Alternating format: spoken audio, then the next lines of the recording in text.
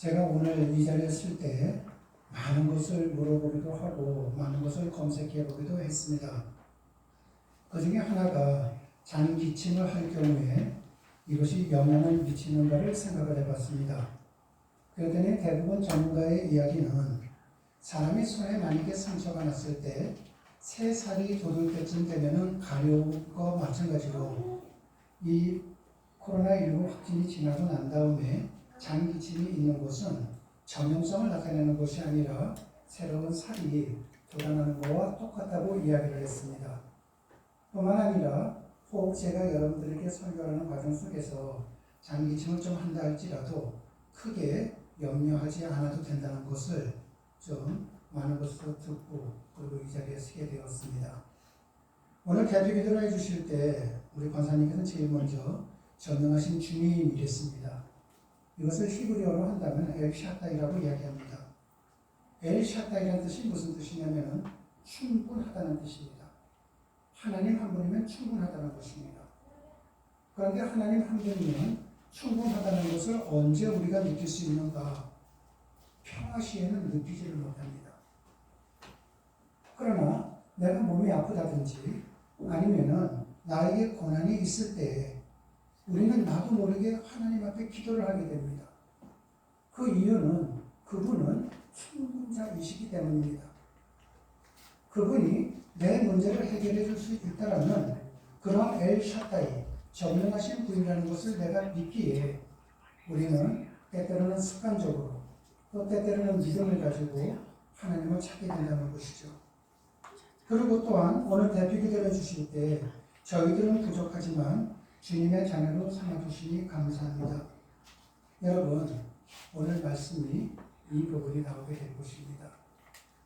우리는 변화라는 단어가 있습니다. 그리고 변질이라는 단어도 있습니다. 변화와 변질은 달라진다, 변한다는 의미에서는 같습니다. 그러나 어느 쪽으로 변하느냐에 따라서 그것이 변화가 되기도 하고 변질이 될 수도 있습니다. 일반적으로 변화는 더 좋은 쪽으로나 선한 영향을 끼치며 변하는 것을 말하고 변질은 나쁜 쪽으로나 부정적 영향을 끼치면서 변하는 것을 말합니다. 그런데 이 단어는 신앙 생활에도 적용이 됩니다. 그래서 바울은 변화를 말하기 전 너희는 이 세대를 본받지 말라는 말을 통해 변질될 것을 경계했습니다. 그러나 안타깝게도 우리는 오늘 말씀 속에서 신앙의 변질이 일어난 한 사람을 보게 됩니다. 고국으로 돌아가는 광야길에서 홀로 마차에 앉아 구약성경 이사야서를 읽던 내시는 갑자기 자신을 향해 달려온 빌립으로부터 예수 그리스도의 복음을 전해 듣고 예수님을 영접하게 됩니다. 그리고 그 순간 마차가 물이 있는 곳을 지나가게 되자 내시는 이두 보라 하면서 감탄을 터뜨렸습니다. 광야길에서 물을 만났다는 것이야말로 자신이 세례를 받을 수 있게끔 주님께서 예비해 주신 자신을 향한 은총으로 알았기 때문입니다. 그래서 내시가 빌립에게 말합니다. 보라, 물이 있으니 내가 세례를 받으면 무슨 꺼리낌이 있느냐. 내시는 빌립에게 자신에게 세례를 베풀어 줄 것을 요청을 했고 빌립이 이에 응하자 내시는 즉각 마차를 멈추고 물이 있는 곳으로 내려가서 빌립으로부터 세례를 받았습니다. 2000년 교회 역사상 최초의 이방인이 예수 그리스도의 이름으로 세례를 받는 역사적인 순간이었습니다. 여기서 중요한 사실은 그 광야길에서 그 광격적인 구원의 역사가 있기 전에 빌립의 질문이 있었고 내시의 질문도 있었다는 것입니다. 전도자 빌립이 내시에게 지금 읽고 있는 이사야서의 내용을 아느냐고 질문을 했고 그때 내시는 나는 그것을 알지 못한다고 깨닫지 못한다고 답을 했습니다. 그리고 내시는 빌립이 이에 대한 답을 해줄 수 있다고 생각했기에 즉각 빌립을 자신의 마차에 올라타게 했습니다. 그때 내시가 읽던 구절은 이사야서 53장 7절로 8절이었고 그 내용은 하나님께서 인간을 구원하시기 위해 이 땅에 보내신 예수 그리스도께서 인간의 죄를 사해 주시기 위해 고난을 당할 거라는 예고하는 내용이었습니다. 그러나 그 본문을 대하는 내시는 그 의미를 이해할 수가 없었습니다. 그래서 이번에는 내시가 빌립에게 질문을 합니다. 지금 내가 읽고 있는 이 이사야서, 구약성경 이사야서에서 고난을 당할 거라는 사람이 누구냐입니다. 이사야 선지자가 고난을 당한다는 말입니까? 아니면 다른 사람을 말하는 것입니까? 여러분, 이것은 복음의 핵심을 찌르는 진지한 질문이었습니다. 본문 35절을 보면 내시의 질문이 진지했던 것만큼 빌립 역시 예수 그리스도의 복음으로 진지하게 답을 했고, 복음의 핵심을 찌르는 진지한 질문을 했던 내시는 빌립이 전하는 복음을 모두 이해했습니다. 그리고는 예수 그리스도를 구주로 영접함으로 전혀 새로운 인생을 사는 기쁨을 누리게 됩니다. 그러나 만약에 내시가 광야길에서 처음 만난 빌립이 지금 읽고 있는 이사야서의 내용을 깨닫느냐고 물었을 때 내시가 아무런 질문도 하지 않았다면 결코 누리지 못했을 구원의 기쁨입니다. 그렇다고 해서 하나님에 대한 내시의 질문이 그날 그 자리에서 즉흥적으로 나온 것은 아니었습니다. 이미 우리가 알고 있는 바와 같이 그는 그 먼 에티오피아에서 하나님을 예배하기 위해 하나님의 성전이 있는 예루살렘까지 찾아갈 정도로 하나님에 대한 관심과 하나님에 대해 알고 싶은 것이 많았던 사람입니다. 그렇지 않고서야 단지 예배를 드리기 위해 에티오피아에서 예루살렘까지 찾아갈 리가 없지 않겠습니까? 그러나 예루살렘 성전에서까지 찾아갔지만 이방인이었던 그는 유대교를 통해서는 이방인 자신은 결코 구원을 얻을 수 없다는 사실을 알았습니다. 그래서 결국 그는 하나님에 대한 더 큰 질문을 안고 돌아서야만 했던 것입니다. 그러나 하나님은 이런 내시를 다 보고 계셨고 그의 마음을 아셨으며 그의 질문도 다 알고 계셨습니다. 그래서 하나님께서는 사마리아에 있던 빌립을 광야길의 내시에게 보내시고 그가 가지고 있던 질문에 대한 해답을 얻을 수 있게 해주셨던 것입니다.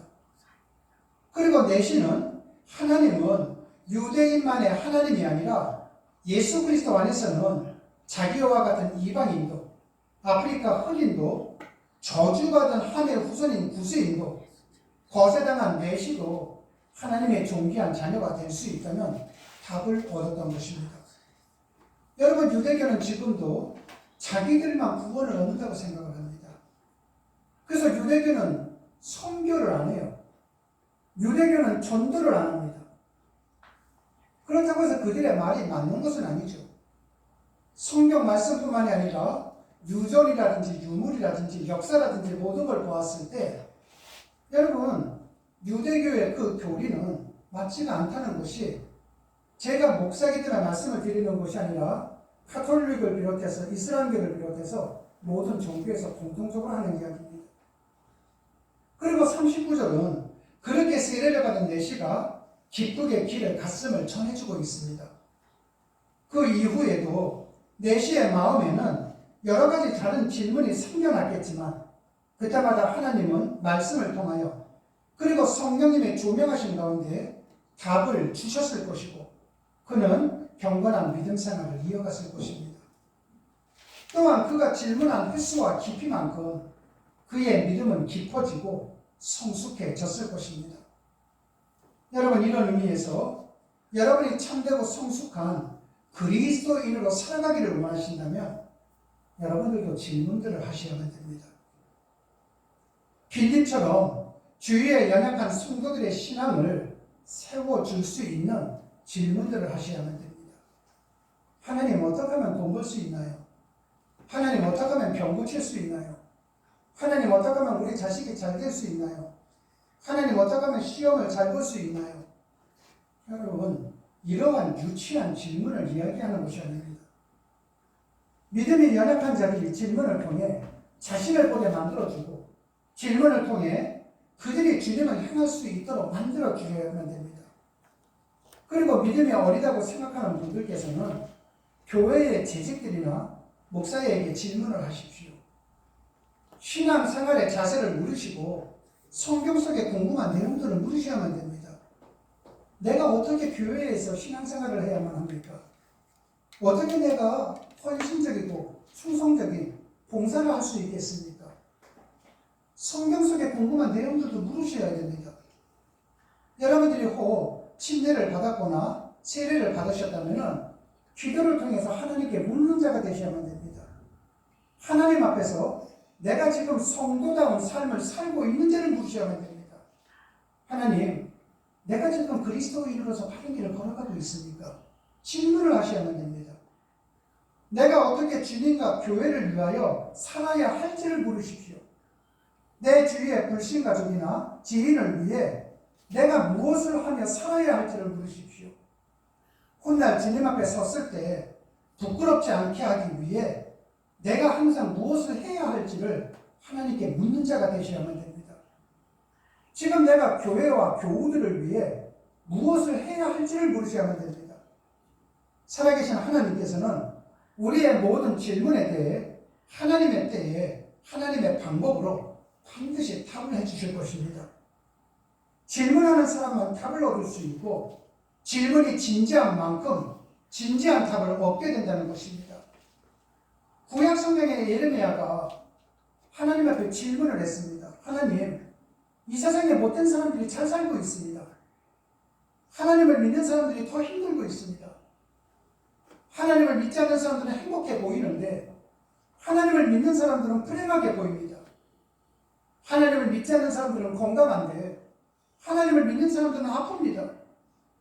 왜 이래야만 됩니까? 예레미야는 하나님 앞에 질문을 던졌습니다. 여러분 생각을 해보십시오. 하나님께서 우리에게 벌을 주실 때 제일 무서운 벌이 뭡니까? 무관심입니다. 저 사람이 잘 먹든 잘 먹지 못하든 무관심한 것, 이것이 하나님께서 주시는 형벌 중에서 제일 큰 벌입니다. 돈 있는 재벌 충수가 왜 자살하는 줄 아십니까? 인기가 있는 연예인이 왜 자살을 하겠습니까? 운동선수가 건강을 갖고 있음에도 불구하고 왜 자살하는 줄 아십니까? 우울증의 근본적인 원인이 뭡니까? 무관심이잖아요. 그리고 이 세상은 전부가 아니라 잠시 잠깐입니다. 제가 여러분에게도 몇 차례 수차례 말씀을 드린 적이 있죠. 제가 지금 60이 넘어서 60대 중반입니다. 눈 깜짝할 사이에 왔습니다. 앞으로 눈 한 번만 더 깜짝하면 저는 이 세상에 없습니다. 이 자리에 계신 여러분들도 보십시오. 시간이 얼마나 빨리 지나갑니까? 이 세상은 잠깐이라는 것이죠. 내가 이 세상에서 아무리 잘 먹고 잘 산다 할지라도 잠시 잠깐입니다.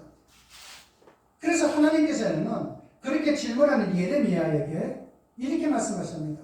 내가 그들을 버렸기 때문이다. 그들은 심판날에 결코 하나님의 심판을 면치 못할 것이라고 하나님께서는 답변을 하셨습니다. 여러분 여기 재벌 총수가 있다고 쳐보십시오. 하나라의 절대 권력을 가지고 있었던 대통령이 있다고 쳐보십시오. 이 사람들이 죽는 순간, 숨이 넘어가는 순간, 관 속에 들어오는 순간 얼마나 겁나겠습니까? 얼마나 무섭겠습니까? 자기가 가지고 있는 돈이 해결해 주지 못합니다. 자기가 가지고 있는 권력이 해결해 주지를 못합니다. 여러분, 인간이 살아가는 데 있어서 가장 클라이막스가 언제입니까? 죽을 때잖아요. 내가 오늘 고기 반찬 못 먹을 수 있습니다. 내가 오늘 한 끼 못 먹을 수도 있습니다. 그것은 다음날 먹을 수도 있고 한 달 후에 먹을 수도 있는 문제죠. 하지만은 가장 클라이막스인 죽음을 앞에 뒀다고 생각을 해보십시오. 여러분이 병원에 갔는데 아이고 암 말기입니다. 3개월밖에 못 살겠습니다. 만약에 이러한 사형 선고를 받았다면 여러분들은 무엇을 드시고 싶습니까? 어디에 바람 쐬러 가고 싶습니까? 아무것도 생각 안 날 거예요. 3개월 후에 죽는다는 소리를 들어도 인간은 그런 존재 아닙니까? 그런데 뉴스를 보십시오. 모든 사람은 5분 후에는 다 죽을 확률들이 있잖아요. 어느 사람이 내가 5분 후에 교통사고로 죽을 거라고 할 수 있겠습니까? 의정부에서 저랑 가장 친했던 목사님은 친구분들하고 밥 먹고 나오다가 욱 하고 돌아가셨습니다. 우리의 인생은 아무것도 아니잖아요. 하나님은 그 말씀 하시는 겁니다. 똑같은 질문을 드렸던 하박국 선지자 역시 의인은 오직 믿음으로 살리라는 해답을 얻었습니다. 세례 요한에게 어떻게 살아야 할지를 물었던 사람들은 회개에 합당한 열매를 맺으라는 답을 얻었습니다. 질문하는 자만이 답을 얻기 때문입니다. 어떻게 해야만이 거듭날 수 있는지를 예수님께 물었던 니고데모는 세례와 성령님의 은총으로 거듭날 수 있음을 알게 되었고, 다메섹 도상에서 꼬꾸라진 바울이 당신이 누구냐고 물으므로 예수 그리스도께서 자기 생의 주인이 되셨음을 알았습니다. 베드로의 설교를 듣고 양심의 찔림을 받은 사람들은 우리가 어찌할 거라는 질문을 통해 회개하고 죄 사함을 얻으면 성령을 선물로 받게 된다는 답을 얻었습니다. 그러므로 성도는, 그리스도인들은 질문하는 사람들이 되셔야만 됩니다. 하루 울고 하루 웃고 일희일비하면서 살아가는 자들이 아닙니다. 오늘 본문 37절을 보니 괄호 속에 없음이라는 글자가 나왔습니다. 여러분 모두다가 37절 말씀을 다 같이 봐주시기 바라겠습니다. 그리고 37절 말씀을 다 같이 합독하시겠습니다. 없음 이렇게 써있죠. 네, 맞습니다. 없습니다. 그리고 각주 번호 2가 붙어있는 성경이 있는데, 그리고 성경 아래쪽 해당 내용을 보면은 이렇게 기록이 되어 있습니다. 어떤 사본에 빌립이 이르되 내가 마음을 온전히 하여 믿으면 가하느니라.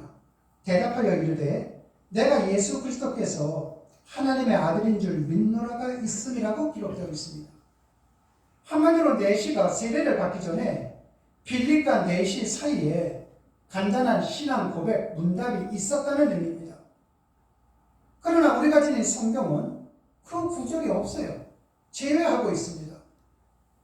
여러분에게 몇 차례 말씀을 드렸지만 성경에는 원본이 없습니다. 하나님께서는 모세나 바울이 직접 기록한 성경 원본은 다 없앴습니다. 대신에 그 원본을 사람들이 필사한 사본만이 있습니다. 여러분 여기 진짜 성경 원본이 있다고 쳐보십시오. 아마 사람들 이 앞에 와가지고서 무릎 꿇고 기도하고 여기에서 신기한 능력이 나오지 않을까 아마 난리피지 않겠습니까? 하나님은 그걸 아시기 때문에 원본을 다 없앴던 것이죠. 그러나 사람에 의해서 성경 필사가 거듭되면서 사람들이 자신들의 의도에 따라 원본에 없던 내용을 사본에 덧붙이기 시작을 했던 것입니다. 그래서 성경학자들이 수많은 사본들 가운데 가장 원본에 가까운 내용으로 판정되는 사본을 취하여 번역한 것이 오늘날 우리가 가지고 있는 성경이고, 그 사본에는 37절 내용이 없음을 밝혀주고 있습니다. 한마디로 얘기하면 이런 뜻입니다. 여러분들이 지금 화면에서 보고 있는 것이 있지 않습니까? 저런 내용이 어디가 찢어진 부분이 다른 것들이 굉장히 많이 발견됩니다. 사본의 종류만 2,000가지가 넘으니 얼마나 많겠습니까? 그러면 저렇게 써 있는 것을 그 사본들을 위에다가 겹쳐보는 거예요. 겹쳐보면은 이쪽 사본에는 여기가 찢어져서 내용이 없지만은 저기에는 내용이 있잖아요. 이런 거를 연결시켜서 그걸 만드는 겁니다. 이렇게 해갖고선 성경을 만들기까지는 약 300년이 걸렸습니다. 그러니 성경은 원본에 가까울 수밖에 없는 것이죠. 그러나 초대교회에서 세례식을 거행할 때 간단한 신앙 고백 문답이 있었음을 우리에게 알려주기 위해서 비록 사본에는 없지만은 그 내용을 추가해서 기록한 것입니다. 오늘 보면 38절에 의하면 두 사람은 수레를 멈추고 물로 내려갔습니다. 그리고 빌립은 2000년 교회 역사상 이방인에게 세례를 베푼 첫 번째 전도자가 되었고, 내시는 세례를 받은 첫 번째 이방인 신자가 되었습니다. 그 이후의 일을 오늘 보면 39절이 전해주고 있는데, 세례식이 끝난 뒤에 성령님께서 빌립을 다른 곳으로 이끌어 가셨기 때문에 빌립과 내시는 여기에서 작별을 하게 됩니다. 그리고 내시는 빌립을 다시는 보지를 못합니다. 그렇지만 기쁨으로 충만하여 고국으로 돌아가죠. 이렇게 빌립에 대한 기록이 마칠 수도 있었지만 성령님께서는 한 절을 더 기록하게 하셨습니다. 오늘 40절을 보면은 빌립이 성령님의 인도하심 속에서 광야길이 끝나는 가사 위쪽 아소도에서부터 시작하여 지중해 해안을 따라 북상하여 가이사라에 이르렀음을 밝혀주는 것, 사도행전 8장이 끝나게 됩니다. 이제부터 오늘 우리에게 주는 말씀, 핵심이 이제부터 나오게 될 것입니다. 이것은 이후에 가이사라에서 빌립과 관련하여 중요한 일이 있었음을 암시하고 있는 것이죠. 그렇다면 그 이후에 가이사라에서 과연 무슨 일이 일어났겠습니까? 그 해답은 사도행전 8장의 시점으로부터 약 30년이 경과한 때의 이야기를 전해주는 사도행전 21장 속에 들어있습니다. 이제부터는 여러분과 함께 사도행전 8장에서 30년 후 세계로 넘어가는 겁니다.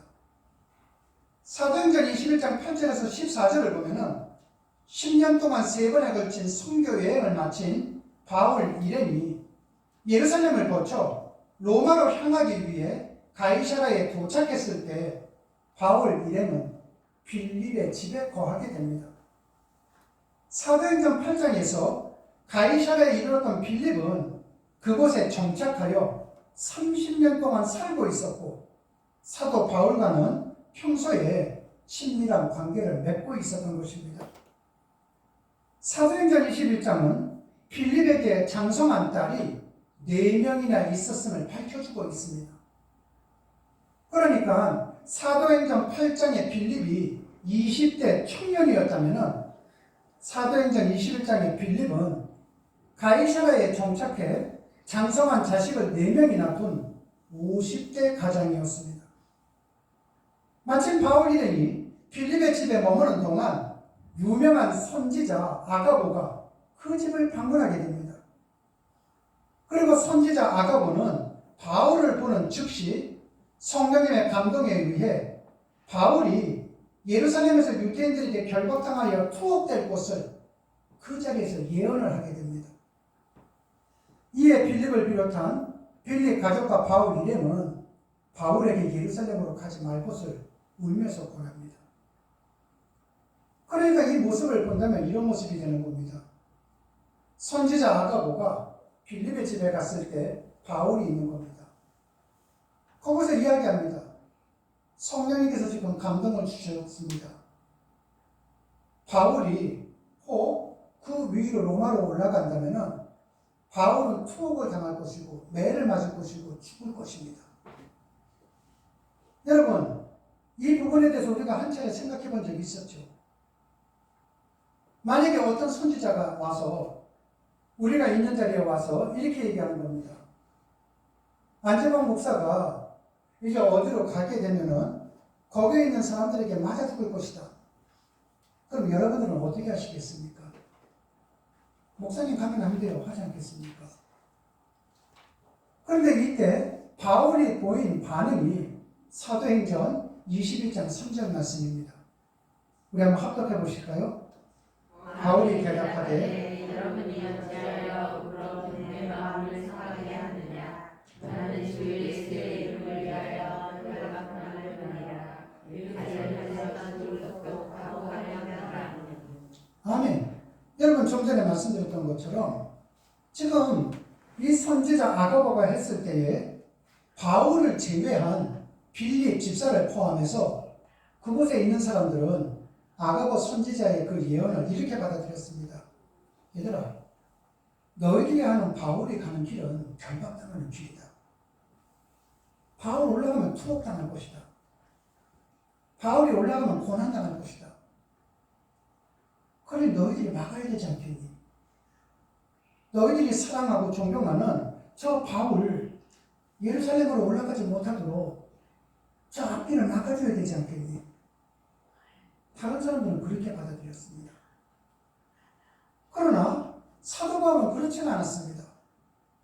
사도 바울은 그들과는 다르게 받아들였습니다. 바울아, 너 지금 가면은 또 고난당할 거야. 네가 올라가는 길이 영광과 영예의 길이 아니야. 너 핍박당할 거야. 너 투옥당할 거야. 너 힘들고 아픔이 있을 거야. 그럼에도 불구하고 너 나를 위해서 가줄 수 있지. 바울은 그렇게 받아들였던 것입니다. 그래서 사도 바울은 나는 주 예수의 이름을 위하여 결박 당할 뿐만이 아니라 죽을 것도 각오하고 있다고 밝힌 것입니다.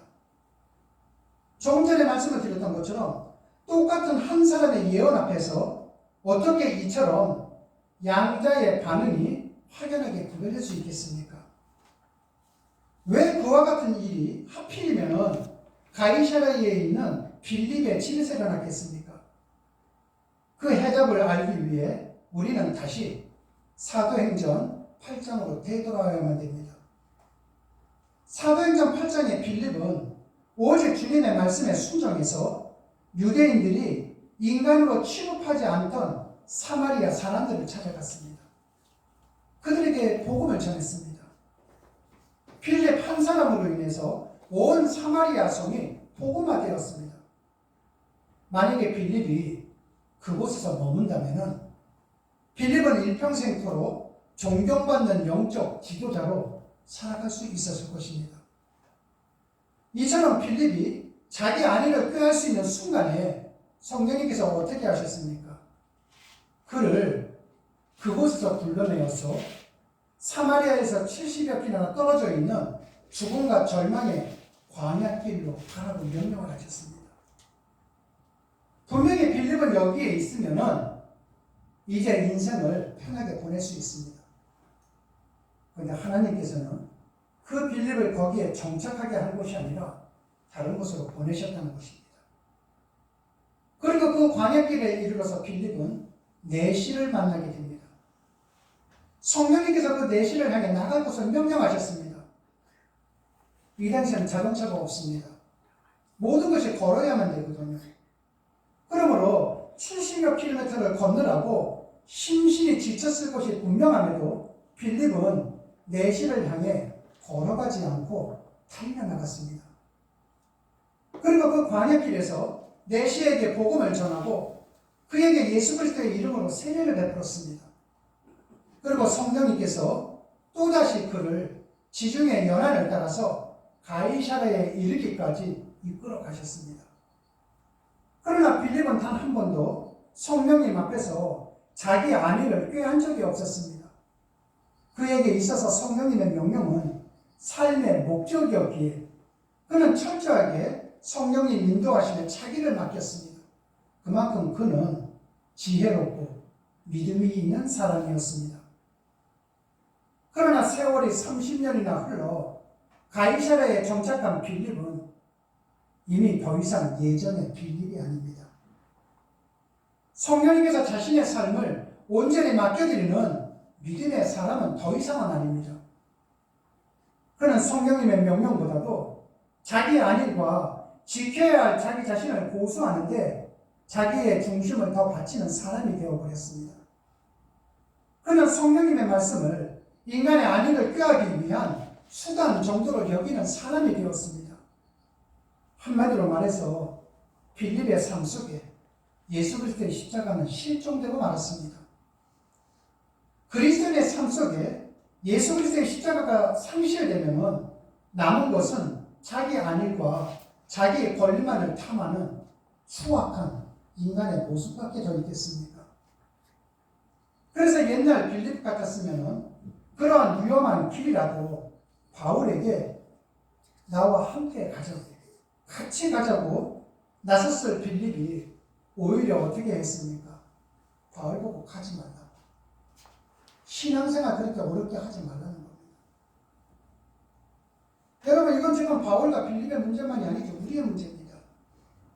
많은 분들이 신앙생활을 편하게 하려고 합니다. 많은 사람들이 십자가의 길을 멀리 하려고 합니다. 때때로는 믿음이 연약한 사람에게 너무 그렇게 신앙생활 깊이 들어가면 너 손해봐. 너 너무나도 깊이 들어가면 나중에 너만 상처받아. 하나님이 다 보고 계십니다. 하나님이 다 듣고 계십니다. 빌립을 지금 어떻게 지금 평가하고 있습니까? 변질자로 평가하고 있습니다. 우리가 지금까지 몇 주 동안 봐왔던 빌립이 어떤 사람이었습니까? 대단한 사람이죠. 믿음의 사람 아닙니까? 그런데 그러한 빌립이 지금은 변질자가 되었습니다. 여러분, 변질자가 하나님 앞에 섰을 때 하나님이 어떤 평가를 받는다고 생각하십니까? 여러분들은 어떤 일이 있어도 변질자가 되어서는 안 됩니다. 신앙의 길은 편리한 길이 아닙니다. 신앙의 길은 쉬운 길이 아닙니다. 신앙의 길은 내가 결정하고 내가 판단하는 길이 아닙니다. 나를 맡기는 길이거든요. 빌립은 그랬다 치더라도 사도 바울은 어떻습니까? 역시 위대한 사도죠.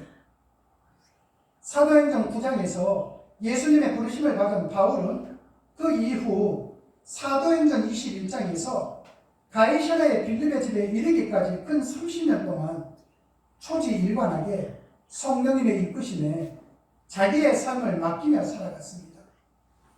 죽을 때까지 그는 예수 그리스도의 증인으로 살았던 것입니다. 한마디로 말해서 그는 그 죽는 순간까지 예수 그리스도의 십자가를 놓지를 않았습니다. 그래서 그가 어디를 가든 그를 통해서 예수 그리스도께서 역사를 했고 2000년 전에 그가 참수형을 당했음에도 불구하고 그는 오늘날까지 우리 가운데 참된 신앙의 표상으로 살아가고 있습니다.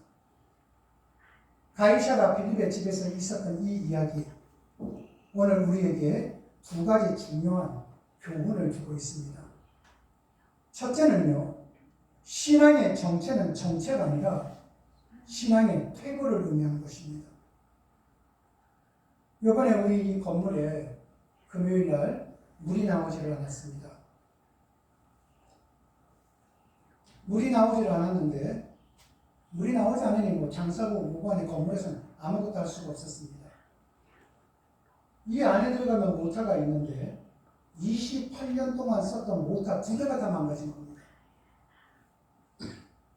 아는 사람들을 지인을 동원을 해서 2시간 만에 기술자를 오게 했습니다. 물론 다 교인들입니다. 타교의 교인들. 그분들이 이런 얘기하는 겁니다. 여기에 교회라는 얘기를 안 했으면 오지 않았을 것입니다. 성도기 때문에 왔다는 거죠. 근데 이걸 고치시면서 한 분이 70세가 되셨는데 저한테 조심스럽게 이렇게 묻는 겁니다.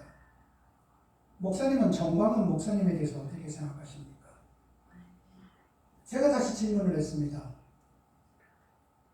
무엇을 물어보시려고 정광훈 목사님 얘기했습니까? 이번에 500억 정도 보상을 받고 난 다음에 전도사인 그분의 아들을 독생자라고 이야기를 하면서 자기 교회에 세습을 명했습니다. 어떻게 생각하십니까? 저한테 그런 겁니다. 여러분, 목회자라고 해서 항상 모든 말이 정화되는 말만 쓰는 것은 아닙니다. 때때로 분노에 찼을 때 우리 예수님께서도 독사의 자식들이라고 요구했듯이 정화되지 않은 용어를 쓸 때도 많습니다. 그 성도님에게 이렇게 얘기했습니다. 정광훈 씨가 어디서도 목사였습니까? 선동가였지. 여러분, 독생자가 무슨 뜻인 줄 아십니까? 홀로 독자에다가 날생자입니다. 어머니 없이 홀로 스스로 태어난 사람이 독생자입니다. 근데 정광훈 씨는 자기 아들 전 에녹이라고 그 전도사를 자기 교회 후계자로 세우면서 어떻게 했느냐? 여러분 독생자 에녹에게 이걸 물려주려고 하는데 아멘 합시다. 이걸로 끝난 겁니다. 반드시 하나님 앞에 가면 벌 받겠죠. 그 자식인들 제 명대로 살 수나 있겠습니까? 한국교회를 망신시키고 기독교를 망신시키고 목사 같지 않은 것이 목사 행사를 해야 되니, 그런데 그분께서 이렇게 얘기하는 겁니다. 나는 그 사람이 싫어서 성당으로 갔습니다. 저뿐만이 아니라 많은 사람들이 흔들리고 있습니다. 그분이 그런 얘기를 하는 과정 속에서 교체를 하는 것이 아니라 하나를 수리를 해주겠다고 1시간 이상을 수리를 하면서 둘이서 이야기를 나누었습니다. 이야기를 나누다 보니까 이분이 저한테 자기 집서부터 시작한 모든 걸 다 주면서 한번 생각을 해보겠다고 해서 제가 그분에게 이렇게 말씀드렸습니다. 우리 교회 올 생각하지 마시고 성당에서 열심히 신앙생활 하십시오. 그런데 그곳에서도 만약에 교황이라든지 추기경이라든지 신부에게 초점을 맞춰서 신앙생활을 한다면 아마 성도님은 나중에 불교로 가게 될 것입니다. 내가 어느 예배당에 있든 그것이 예배당이든 성당이든 하나님만을 바라보십시오. 그 하나님과 인격적인 관계가 있을 때에 분명히 성도님이 계신 곳은 하나님이 역사하시는 은혜의 샘물이 될 것입니다. 여러분, 신앙의 태도가 있어서는 안 됩니다. 우리가 그리스도인으로서 날마다 진리 안에서 깨어있지 않으면, 예수 그리스도 안에서 날마다 우리를 부인하고 마땅히 져야 할 십자가를 치료하지 않는다면 오늘 우리의 신앙이 아무리 촘촘하게 보인다 할지라도 세월이 흘러가면 언젠가는 가이사라 빌립처럼 변질자가 될 수밖에 없다는 것입니다. 젊은 시절의 신앙 참으로 중요합니다. 그러나 말년의 신앙은 더더욱 중요합니다. 한 인간의 신앙의 총결산은 말년의 신앙 속에서 이루어지기 때문입니다. 두 번째 교훈은요, 진정한 그리스도인들은 자기의 정체 속에 빠져있는 사람들을 일깨워 줄 수 있어야 한다는 사실입니다. 여러분, 사도 바울은 아가바의 예언을 주님의 절대적인 명령으로 알고 예루살렘으로 나아가려 할 때 자기 앞에 눈물로 가로막는 빌립을 포함한 자신들의 동료들을 너희들의 믿음이 그 정도밖에 안 되니? 이렇게 부정하지를 않았습니다. 일사각오의 신앙의 결단을 밝히는 것으로 그들의 생각이 잘못되었음을 사도 바울은 그들에게 일깨워 주었다는 것입니다. 한마디로 얘기해서 여러분 주변 사람들에게 입으로 전도하지 마세요. 삶으로 전도하세요. 예수 믿어라 안 하셔도 괜찮아요. 여러분들이 하나님의 말씀대로 살아간다면 사람들은 여러분의 삶의 모습을 보면서 예수님 다 만납니다. 그러므로 사도 바울은 그렇게 했다는 것입니다. 그러므로 우리 모두 다는 날마다 깨어있는 그리스도인, 날마다 자기를 부인하고 자기의 십자가를 지는 십자가의 정신을 상실해서는 안 된다는 것입니다. 사랑하는 교우 여러분, 주 예수의 이름을 위하여 결박 당할 뿐만이 아니라 죽음마저 각오했던 사도 바울의 일사각오의 믿음을 가지고 우리도 그렇게 신앙의 길을 걸어가십시다. 일평생 예수 그리스도의 십자가를 붙들고 예수 그리스도의 증인으로 살아가십시다.